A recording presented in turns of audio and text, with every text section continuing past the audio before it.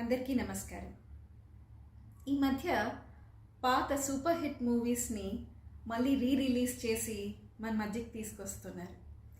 ఈ సందర్భంగా ప్రేమ కథ చిత్రాలకి ఒక ట్రెండ్ సెట్ చేసిన మన lover boy Uday Kiran movie నువ్వు నేను మార్చి 21న మన మధ్యకి మళ్ళీ వస్తుంది.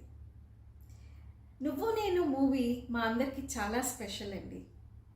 ఉదయ్కి ఈ ఫిలింకి బెస్ట్ యాక్టర్ ఫిల్మ్ఫేర్ అవార్డ్ కూడా వచ్చింది.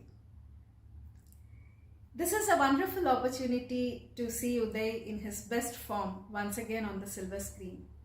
This is also a great opportunity for all of us to pay our tributes to some of the great actors like M.S. Narayana garu, Rallapalli garu, Dharmavarapu Subramaniam garu, Ahuti Prasad garu, Vizag Prasad garu, and mana Telangana Sakuntalamma.